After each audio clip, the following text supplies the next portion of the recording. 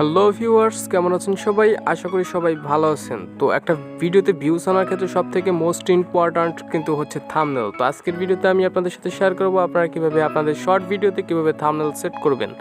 তো প্রফেশনালিভাবে একটা ভিডিওতে থাম্বনেল সেট করার জন্য যে কাজগুলো করা দরকার সেগুলো আজকের ভিডিওতে আমি আপনাদের সাথে শেয়ার করব। তো একটা থাম্বনেল কিন্তু আপনার শর্ট ভিডিওতে মিলিয়ন ভিউ এনে দিতে পারে। তো আজকে আমি আপনাদের সেই ট্রিক্সটাই দেখাবো আপনারা কীভাবে আপনাদের শর্ট ভিডিওতে কীভাবে আপনারা থাম্বনেল সেট করবেন। তো শর্ট ভিডিওতে থাম্বনেল সেট করার জন্য আপনারা চলে যাবেন আপনাদের কাঙ্ক্ষিত সেই ইউটিউব অ্যাপ্লিকেশনটির মধ্যে, যেখানে আপনাদের কাঙ্ক্ষিত জিমেলটি সিলেক্ট করা আছে। তো সেখানে যাওয়ার পরে এখানে প্লাস অপশনে ক্লিক করার পরে আপনাদের সেরকম সামনে অপশন আসবে, এখান থেকে আপলোড ভিডিও অপশনে আপনারা ক্লিক করবেন। তো ক্লিক করে আপনার গ্যালারি থেকে কাঙ্ক্ষিত ভিডিওটি সিলেক্ট করে দেবেন। যে ভিডিওটি আপনি শর্ট ভিডিওটি ইউটিউবে আপলোড করতে চাচ্ছেন সেই ভিডিওটি আপনি সিলেক্ট করে দেবেন। তো অলরেডি আমি একটা ভিডিও এখানে সিলেক্ট করে দিয়েছি, তারপর পাশেই লেখা রাখবেন এডিট ইনটু শর্ট।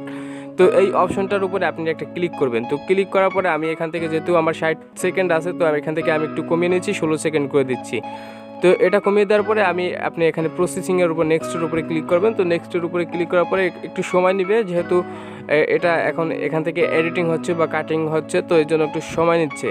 তো আপনার কাঙ্ক্ষিত ভিডিওটি যদি পারফেক্ট থাকে তাহলে আপনার এসব কোনো কিছু করার দরকার নাই। তো আপনি জাস্ট ওখান থেকে এডিট ইনটু শর্টের উপরে ক্লিক করবেন, তো জাস্ট 2-1 সেকেন্ড কমিয়ে দিবেন। তো কমিয়ে দেওয়ার পরে যে কাজটি আপনাকে করতে হবে সেটি আমি প্রসেসিং শেষ হলেই আমি আপনাকে বলতেছি। তো যেহেতু অলরেডি আমার প্রসেসিং করা শেষ, তো এখান থেকে আপনার নেক্সটের উপরে একটা ক্লিক করবেন। তো নেক্সটের উপরে একটা ক্লিক করার পরে দেখবেন আপনাদের সামনে এরকমের কিন্তু একটা ইন্টারফেস চলে আসবে। তো এরকমের একটা ইন্টারফেস আসার পর উপরের দিকে যদি আপনারা একটু নোটিস করেন বা খেয়াল করেন তাহলে দেখতে পাবেন একটা পেন আইকনের মতো একটা কিন্তু অপশন আছে। তো ওখানে একটা ক্লিক করবেন, জাস্ট এটাই হচ্ছে ট্রিক। তো এখানে একটা ক্লিক করার পরে আপনাদের সামনে এরকম একটা ইন্টারফেস শো করবে। তো দেখতে পাচ্ছেন এখানে কিন্তু আমার নিচে কিন্তু অসংখ্য ভিডিওর থাম্বনেল সেট শো করতেছে। তো এখান থেকে আপনার সেই কাঙ্ক্ষিত যে থাম্বনেলটি সেটি আপনি কিন্তু সেখান থেকে চাইলে সেভ করে দিতে পারবেন। দেখতে পাচ্ছেন কিন্তু আমার অলরেডি যে থাম্বনেলটি ভিডিওতে ছিল সেটি কিন্তু এখন আর নেই, এখন নতুন একটা থাম্বনেল আসছে। তো এটা যদি আমি দিয়ে এখান থেকে সেভ করে দিই, তো দেখতে পাচ্ছেন এটা কিন্তু থাম্বনেল চলে আসছে ভিডিওর। তো ভিউয়ার্স, মূলত এভাবেই থাম্বনেল সেট করতে হয়, এছাড়া কোনো ট্রিক্স আর কি নাই। এভাবেই আপনি চাইলে আপনার ভিডিওর থাম্বনেল আপনি সেট করতে পারবেন।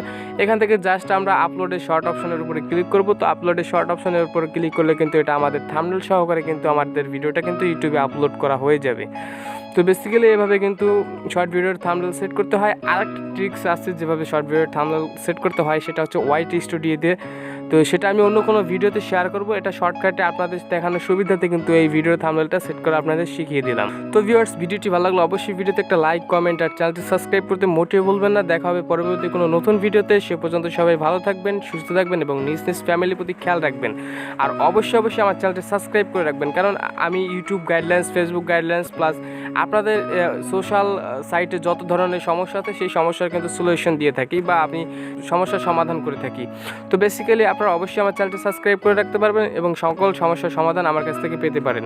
দেখা হবে পরবর্তী কোনো অন্য ভিডিওতে। সে পর্যন্ত সবাই ভালো থাকবেন, সুস্থ থাকবেন। আল্লাহ হাফেজ।